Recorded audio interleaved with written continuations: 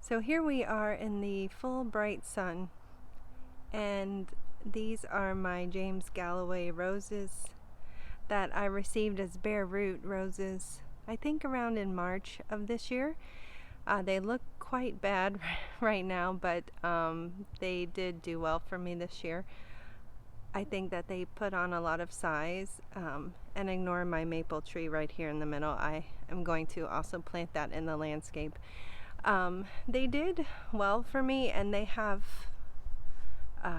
produced a lot of blooms, and they are still actually flowering, but as you can see, the color of these, let me see if I can, it's very sunny, so they're quite chartreuse, and I actually think it's a issue of overwatering, but you'll see over here on this particular shoot, the leaves look as they should. So I'm not quite sure what's going on, but I'm hoping that by getting it in the ground, I will be able to get a little bit more of an even moisture going on. We have sandy soil here, so things drain quite well. But as you can see, I do have some tall shoots here. So I'm going to decide which shoots I want to leave and which I want to prune. And I'm going to take it out of the pot and plant it in the ground and align it with my arbor, because I have determined that this is where I will keep it. And that's the whole reason I put them in pots to begin with. I wasn't sure if I was going to leave this arch here. And over here on this side, I have blooms as well. Let me see if I can get that to focus. There we go.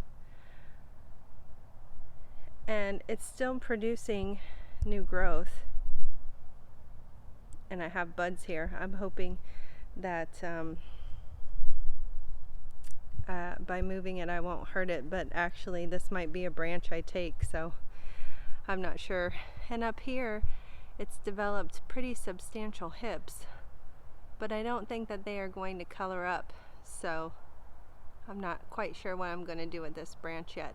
But anyway, when I take it out of the pot, I will try to figure out again over here which shoots I want, and then how I'm going to attach them to the arch.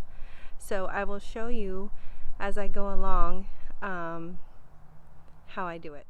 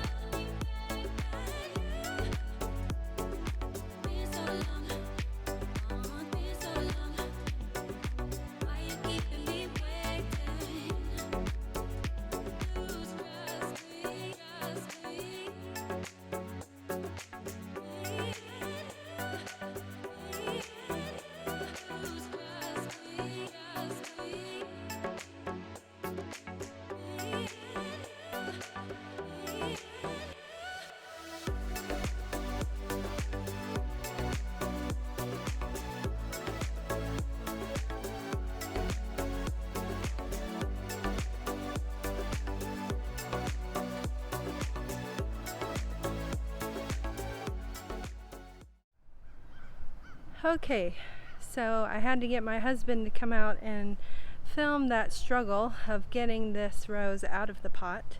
It was pretty, I wouldn't say root bound, but it had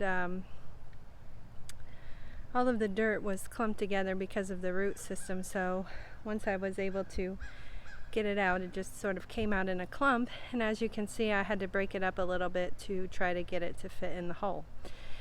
I pretty much took most of the dirt from the pot, and it's underneath my layer of sand here, because when I originally potted the rose, I used a combination of potting soil and compost, which is what the David Austin information suggested. So I wanted to put that back into the ground with the rose. So anyway, now comes the part where I'm going to tie these canes up, and I think I'm going to keep everything. I was going to cut this branch here, but now that it's out of the pot and lower to the ground, I really like how that looks there. I think it's an appropriate height. Let me show you from this side. So I think it will work here how it is now. I'm not sure what kind of shock the plant might go into, but I think it will be okay. Our temperatures right now are actually in the 60s and 70s. Next week I think we're going back up into the 80s. So we'll see how he does, she does. But I'm going to tie the canes up to the arch and show you that. Here's my beautiful Duranta that has done very well. It's just going to town with the blooms, and the butterflies really enjoy it.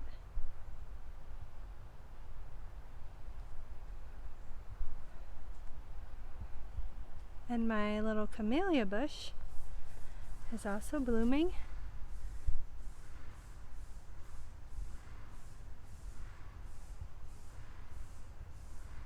I have a bud back here, and then another one over here, just getting ready to open, and lots of other buds.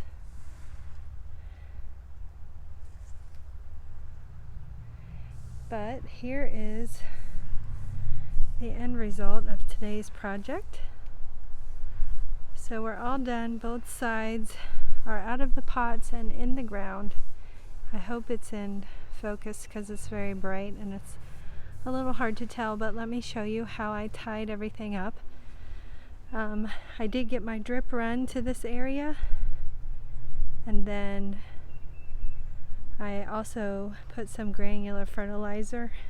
It is a little late in the season, but this also has an insecticide and fungus control in it. So I wanted to go ahead and apply some of that. But let me see if I can show you how I tied these. And I did lose a big cane off of this guy when I was trying to get it out of the pot. Like the whole cane just ripped off. But here I tried to wind the branches across as best I could, so that hopefully in the spring the shoots will go this way, go upward.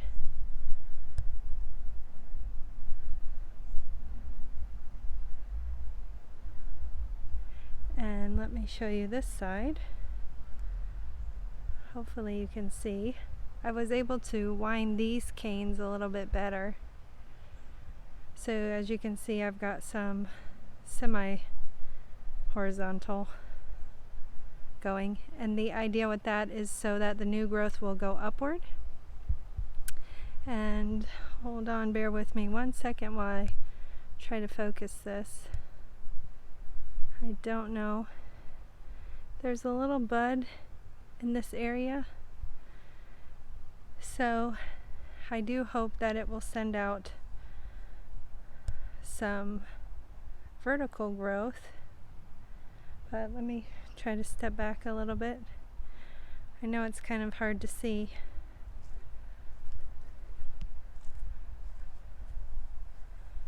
But you can kind of see here how I wrapped this one large cane up and around. I'm sorry, I know it's kind of crazy. That's the one with the large rose hips on it, so it goes up and around. And then I have a few that are just going straight vertical up in the middle. But we'll see how these do next year in spring and what new growth they push. But I think I'm happy with how the project turned out. And let me get another backup view just so that you can kind of see the area. So it's definitely a rough work in progress here, to say the least. But we are making progress slowly but surely. I did get some daylilies and some other bulbs that I would like to plant down beneath the roses, and I'll show you that when I put those in the ground. But let me show you one other thing. My Ruby Chip Junior butterfly bushes that I got a few months ago. They've really done well here. Pushed quite a bit of growth since I put them in the ground, and they looked a little pitiful. But I was able to get some irrigation run to them, and ever since then they seem to be doing really well. So anyway, thank you so much for coming along and watching.